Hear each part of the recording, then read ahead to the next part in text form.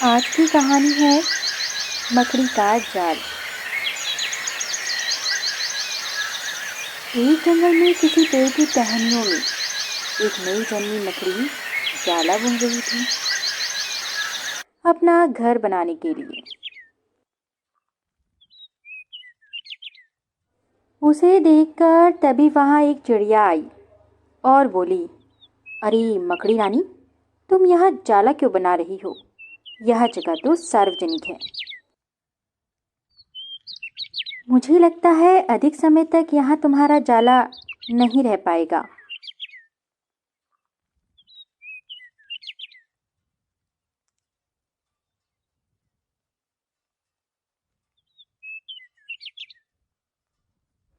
चिड़िया की बातों को सुनकर मकड़ी ने उसकी बातों में सहमति जताई और उस पेड़ को छोड़ने का सोचा। पेड़ से उतरकर किसी अन्य स्थान की तलाश करने लगी।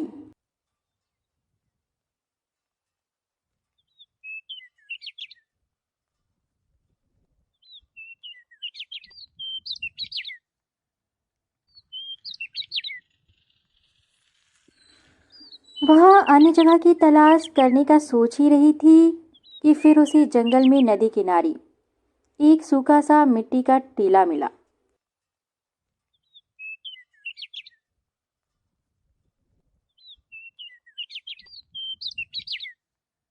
मिट्टी के टीले को देखकर तब वह वहां पर अपना जाला बुनने ही वाली थी कि तभी उसे सांप की आवाज सुनाई दी और मकड़ी ने सांप को देखा।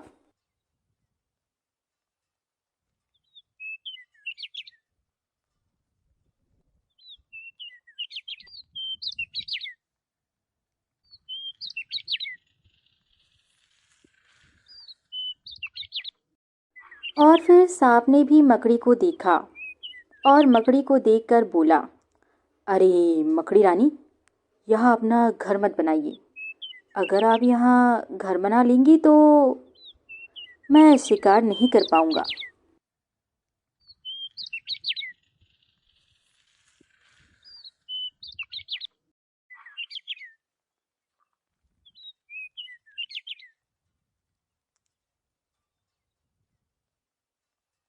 और फिर मैं फंस जाऊंगा।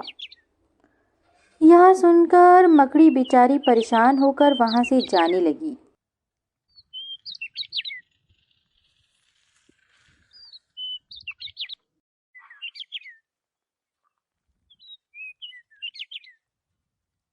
अब जहां भी वह जाती घर ना बना पाती। यह सब बहुत समय से चींटियों का झुंड देख रहा था।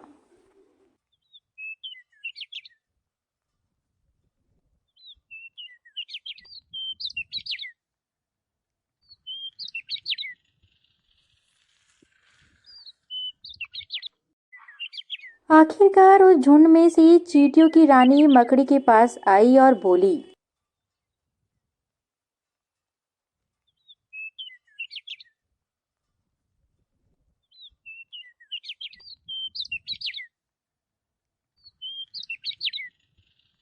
सुनो मकड़ी, मैं तुम्हें कब से देख रही हूँ।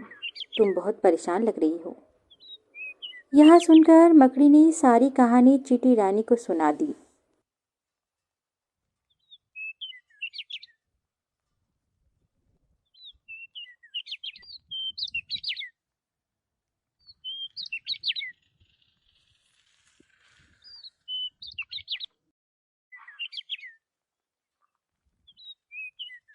मकड़ी की बातों को सुनकर चींटी रानी बोली, अरे तुम तो कितनी मूर्ख हो। अपने घर की परवाह करने की बजाय तुम तो अन्य बातों को महत्व दे रही हो।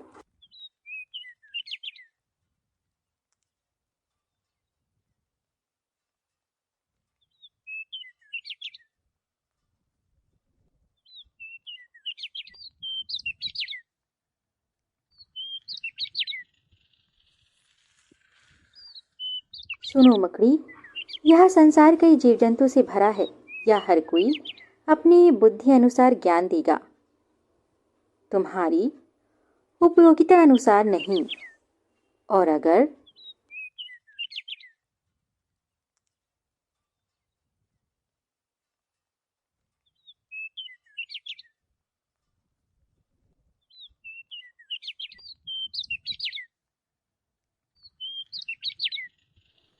ऐसे ही सभी की बात सुनकर कार्य करोगी तो फिर बन गया घर तुम्हारा। इतना बोलकर चींटी रानी आगे चली गई और मकड़ी ने भी बिना किसी की बातों को सुने घर बना लिया।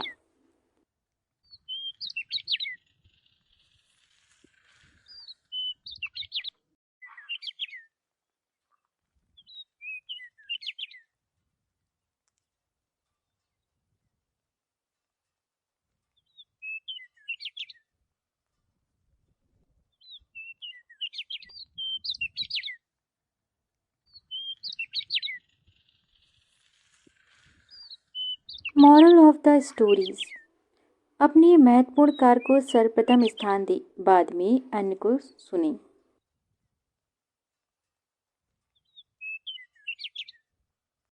Thanks for watching.